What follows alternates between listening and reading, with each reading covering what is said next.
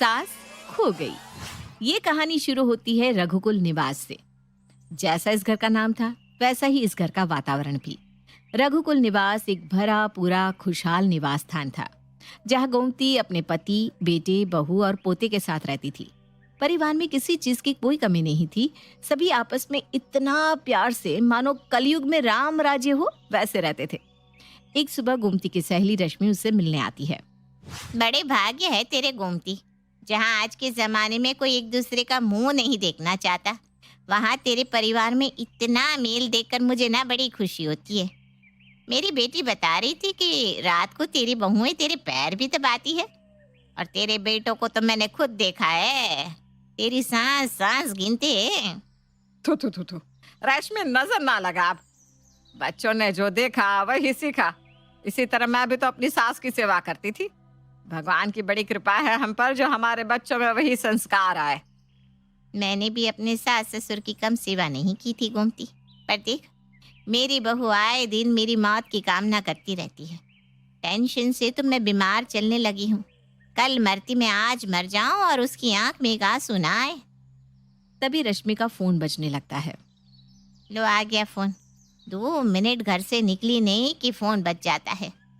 तो अच्छी बात है ना कि बहू तेरी फिक्र करती है।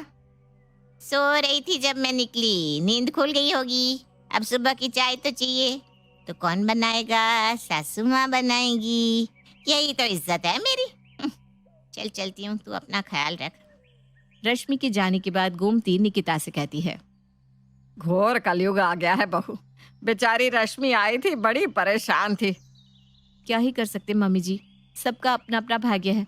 आप बैठिए, मैं अभी आपके लिए चाय नाश्ता लेकर आती हूँ।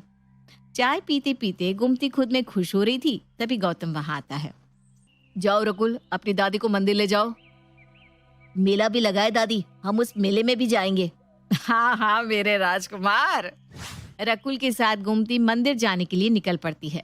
पूजा के बाद दोनों मेले में जाते हैं, जहाँ रकुल अपनी दादी का हाथ छोड़कर शुगर कैंडी वाले के पीछे बढ़ जाता है। मैं शुगर कैंडी खाऊंगा। शुगर कैंडी वाले के पास पहुंचकर रकुल कहता है, दादी पैसे दो ना। रकुल जैसे ही पीछे मुड़ता है वो देखता है कि गोमती वहां है ही नहीं। दादी कहाँ गई? ओ गॉड, पापा मुझे छोड़ेंगे नहीं। दादी तो कहीं दिख भी नहीं रही, खो तो नहीं गई? अपने साथ अपनी दादी को ना देखकर रकुल फूट फूट कर रोने लगता है और पूरे मेले में गोमती को ढूंढता है, पर उसे वो कहीं नहीं मिलती। रोता हुआ रकुल भागते हुए अपने घर आता है। पापा मुझसे बहुत बड़ी गलती हो गई पापा। दादी को मैं लेकर गया था, पर अब वो कहीं नहीं मिल रही। मुझे माफ कर दीजिए, दादी खो गई है। ये सुनते ही कमरे के अंदर से दोनों बहुएं ऐसे भागकर बाहर आती है मानो उन्हें कोई जैकपॉट लग गया हो। माँ खो गई है? तो सच बोल रहा है ना? कहीं ऐसा तो नहीं कि वो मार्केट में घूम रही हो? नहीं, मैंने हर जगह ढूंढा, पता नहीं दादी कहाँ खो गई। मम्मी मुझे माफ कर दो। मेरी माँ खो गई है, कोई तो उसे ढूंढ लाओ। अरे स्नेहा, तू घर के अंदर क्या अपनी सास को याद करी है? घर के बाहर निकल, मोहल्ले में जरा चीख पुकार कर, तेरी आवाज सुनकर आ जाएंगी वो। हाँ, मैं समझ गई। और गौतम के इशारा करते ही दोनों बेटे और बहू मोहल्ले में निकलकर जोर जोर से छाती पीट पीट कर रोने लगते हैं, मानो उन्होंने गोमती की लाश ही देख ली हो। चारों की ऐसी हालत देखकर मोहल्ले वाले उन्हें संभालने आते हैं। हे भगवान, किस तरह फूट फूट कर रो रहे हैं बच्चे। आजकल जिस जमाने में लोग अपने बूढ़े माँ बाप को वृद्धाश्रम में छोड़ आते हैं, गोमती के ना मिलने पर देखो इनकी क्या हालत हो गई है। हिम्मत रख बहू, मिल जाएगी गोमती, यहीं कहीं होगी। नहीं मिलेगी आंटी जी, मम्मी जी हमें धोखा देकर चली गई। हमारी मम्मी हमें धोखा देकर चली गई, अब मुझे जिंदा नहीं रहना। मैं उनके बिना नहीं रह पाऊंगी। 4-5 घंटे इसी तरह रोने धोने के बाद चारों लौटकर अपने घर आ जाते हैं। हे भगवान, तेरा लाख लाख शुक्र है। मार्केट में तो बड़ी भीड़ है, कहीं रोड पार करते हुए वो किसी गाड़ी के नीचे तो नहीं आ गई होगी? आ ही गई होंगी। उनके बाद उनकी संपत्ति तो हमारी ही है कि नहीं भाभी? और किसकी होगी? तू भी ना। माँ के आगे पीछे था ही कौन? बस ये 2 बेटे, तो संपत्ति तो इन दोनों में ही बटेगी ना। जहाँ रकुल को इस बात की चिंता थी कि घर पर उसकी अच्छे से खातिरदारी की जाएगी, वहाँ गुमती के खोने पर उसकी दोनों बहुएं तो बड़ी खुश हो जाती हैं। 2 दिन बाद, मम्मी नहीं है तो तुम खाना भी नहीं बनाओगी क्या? माँ के सामने बहुत अच्छा बनने का नाटक कर लिया, अब नहीं होता। नहीं होता काम तो एक नौकरानी रख लो। वैसे भी अब तिजोरी के ऊपर लगा हुआ ताला तो टूट ही जाएगा। अब कौन सा मम्मी तुम्हें नौकरानी रखने से रोकेगी? भैया ठीक कह रहे हैं। अरे पर ये काम वाली मिलेगी कहाँ? आजकल काम वाली मिलना इतना बड़ा काम हो गया है कि पूछो मत। फिर भी मैं अगल बगल 2-4 घरों में बोल देती हूँ, उनके घर पर कोई काम वाली होगी तो हमारे यहाँ भेज देंगे। और शाम को ही एक बड़ा सा घूंघट लिए उनके दरवाजे पर आती है गणेशी। कौनो है का अंदर? सुने हैं आप लोगों को एक काम वाली की जरूरत है। हाँ हाँ है ना। पर आप दोनों बहुरिया तो भले ही चंगी लगती हैं। इस उम्र में तो आपको खुद ही सब कुछ कर लेना चाहिए। अब क्या बताएं, हमारी ना सास खो गई है। उनके जाने के दुख में हाथ पैर सूने पड़ गए हैं। एक काम नहीं हो पा रहा, पर घर में बच्चा भी तो है, तो उसे स्कूल का टिफिन पैक करके भी तो देना होता है। तो सोचे एक काम वाली ही रख लेते हैं। वैसे नाम क्या है तुम्हारा? गोमती। ये क्या बोल रही हो तुम? गलत कहाँ बोला बहुरिया? हमारी माँ का नाम था गोमती और हम है गोमती की बेटी गणेशी। वो देखो ऊपर जो तस्वीर लगी है ना, वो मेरी सास की है। उनका नाम भी गोमती ही था, इसलिए मैं जरा घबरा गई। मतलब उनकी याद में इमोशनल हो गई। बहुरिया तुम तो कह रही थी कि तुम्हारी सास खो गई है, तो उनकी तस्वीर पर माला क्यों चढ़ा दिए? ये ही मान लिया कि वो मर गई हैं? खैर मुझे क्या, मुझे मेरा काम बता दो। और गणेशी स्नेहा और निकिता से घर का सारा काम पूछकर अच्छी तरह से काम संभाल लेती है। एक बात बताओ गणेशी आंटी, आप इतना बड़ा घूंघट रखती हो तो आपको दिखता कैसे है? आप गिर नहीं जाती? मेरा घूंघट उठ गया ना तो कोई बचेगा थोड़ी ना बेटवा। क्या क्या कहा आपने?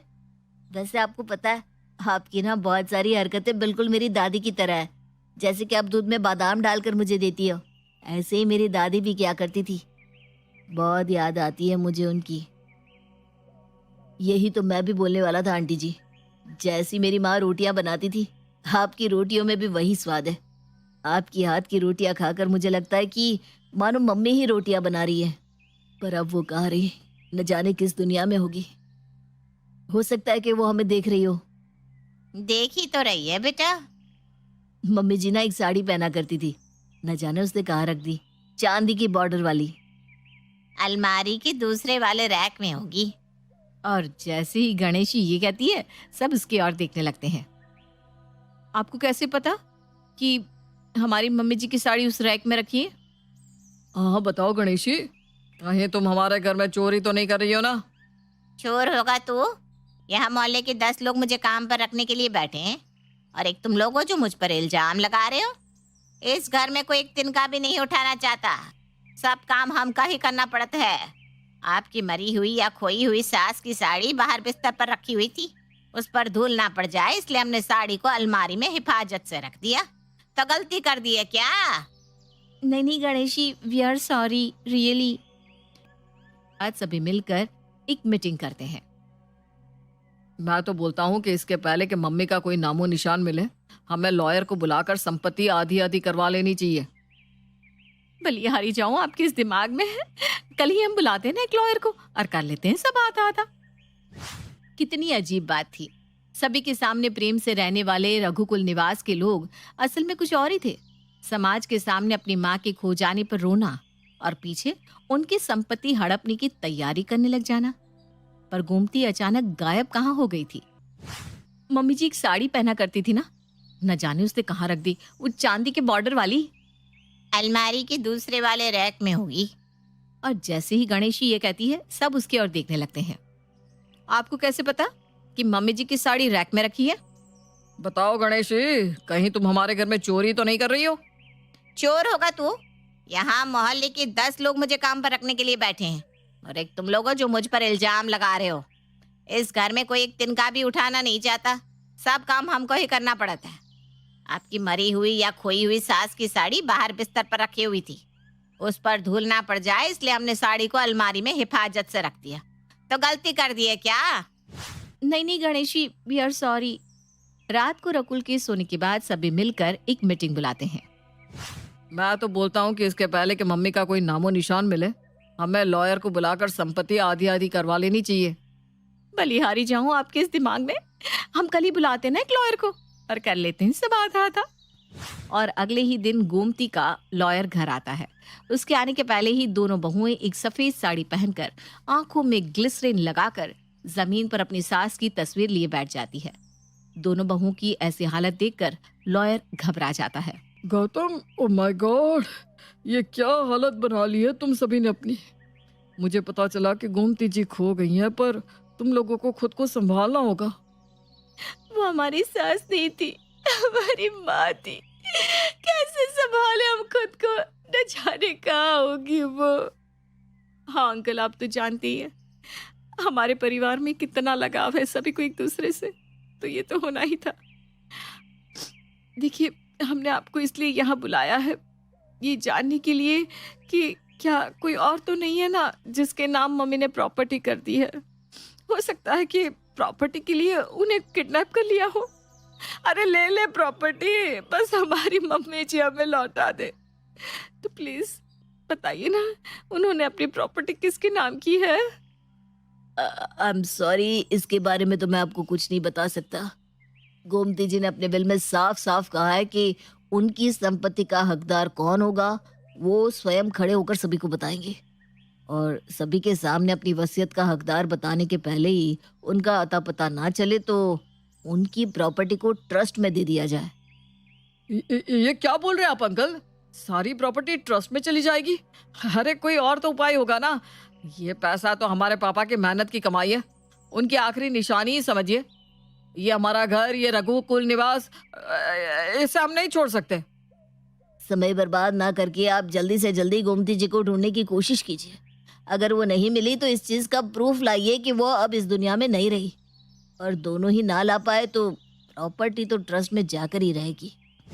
लॉयर की ये बात सुनकर रघुकुल निवास में तो जैसे हड़कंप मच जाता है। अभी तक गोमती के खोने का जश्न मना रहे उसके बेटे और बहू पागलों की तरह उसे यहाँ वहाँ ढूंढने लग जाते हैं। सब आपकी गलती है भैया, सभी के सामने नाटक तो कर लिया पर मम्मी के खोने का एफआईआर तक नहीं लिखवाया। अब तक तो पुलिस उन्हें ढूंढ कर भी ले आती। चली गई ना प्रॉपर्टी हमारे हाथ में से। मैं जा रहा हूँ एफआईआर करवाने। अरे काहे इतना बावला हो रहे हो बिटुआ? वो तो मर गई होगी अब तक। किसी औरत को अपनी माँ बनाकर मरा हुआ साबित कर दो, बस फिर क्या हो जाएगी संपत्ति तुम्हारी। और इस राज को राज रखने के लिए इस घर का एक हिस्सा हमें भी दे देना। थोड़ी ना ज्यादा मांग रहे हैं हम। क्या बोलती हो निकिता? वैसे ये बुढ़िया बोल तो ठीक रही है, पर तुम जाओ पहले एफआईआर करवा कर आओ। हमारे पास प्रूफ भी तो रहना चाहिए कि हमने मम्मी जी को ढूंढने की बहुत कोशिश की थी। फिर एक अधेड़ उम्र की औरत का इंतजाम करना होगा जिससे साबित किया जाए कि मम्मी जी वही है। फिर तो उनकी प्रॉपर्टी हमारी हो ही जाएगी। आपने तो अपनी शादी के सारे गहने माँ से वापस ले लिए थे। एक मैं ही पागल थी जो अच्छी बनने के चक्कर में सब कुछ मम्मी जी के पास छोड़ बैठी थी। अगर ये सब पता चल गया तो मेरे मायके के गहने भी चले जाएंगे। अच्छी बनने का नाटक मेरे लिए नहीं कर रही थी, मम्मी जी से प्रॉपर्टी चाहिए थी। तुम्हारा मन काला है ये तो मैं शुरू से जानती थी। चुप रहिए वरना मेरा हाथ उठ जाएगा। दोनों बहुएं एक दूसरे के बाल खींचने लग जाती हैं। सतयुग का दिखने वाला परिवार अचानक ही महाभारत में बदल जाता है। दोनों को शांत करवाकर निखिल एफआईआर करवाने निकल जाता है और सभी बैठकर एक बूढ़ी औरत को ढूंढने के बारे में बात करने लग जाते हैं। अधेड़ उम्र के तो हम भी हैं बहुरिया, हमें बन जावत है तुम्हारी सास। बस चेहरे का कुछ करना होगा, पर इस एक्टिंग के अलग से चार्ज करेंगे, बता दे रहे हैं। माय गॉड गणेशी, तुम तो बड़ी होशियार हो गया सारा प्रॉब्लम सॉल्व। तब समय बर्बाद मत करो, कल ही लॉयर वा को यहाँ बुलवा लो। कल हम ऐसा रूप लेकर आएंगे कि लॉयर वा भी पहचान नहीं पाएगा कि हम गोमती है कि गणेशी। और प्रॉपर्टी के लालच में सभी गणेशी पर विश्वास कर अगले ही दिन लॉयर को बुला लेते हैं। तो कहाँ है गोमती जी? कौन साइन करेगा इन पेपर्स पर? देखिए, जब तक इन पेपर्स पर उनके दस्तखत नहीं होते मैं उनके विल को आप लोगों के सामने नहीं पढ़ सकता। और तभी बड़ा सा घूंघट लिए गणेशी वहां आती है और कहती है, गोमती बाला, इस घर की मालकिन। ये कहकर जैसे ही गणेशी अपना घूंघट उठाती है, उसका चेहरा देखकर सभी हक्के बक्के रह जाते हैं। मम्मी तुम तो खो गई थी ना। हाँ बेटा, मैं खोई नहीं थी। असल रूप में तो मैं तब मिली जब तुम लोगों की नजर में मैं खो गई थी। अपने अस्तित्व से खोई हुई मैं तुम लोगों के बीच में थी। मुझे लगता था कि तुम सबको मुझसे बड़ा प्यार है। रकुल से बिछड़ने के बाद मैं मेले में गिर पड़ी और मेरे घुटने में चोट लग गई। फिर मुझे डॉक्टर के पास मरहम पट्टी के लिए जाना पड़ा। वहां से घुटनों की मरहम पट्टी कर घर में जैसे ही लौटी, दरवाजे पर ही मैंने तुम लोगों की बातें सुन ली। तुम लोग तो इस चीज का जश्न मना रहे थे कि मैं खो गई हूँ। ये सुनते ही मैं रश्मि के घर चली गई। फिर रश्मि ने मुझे बताया कि तुम लोगों को एक नौकरानी की तलाश है और तुम लोगों के काले मन की और बातें जानने के लिए मैं काम वाली गणेशी बनकर तुम लोगों के बीच आ गई। मुझे हर पल लगता रहा कि तुम लोगों में बदलाव आएगा, पर नहीं, मैं हर वक्त गलत साबित होती रही। तुम लोग तो एक मरी हुई माँ ढूंढ कर लाने के लिए भी तैयार हो गए क्योंकि तुम्हें चाहिए थी प्रॉपर्टी, जो अब तुम लोगों की नहीं होने वाली।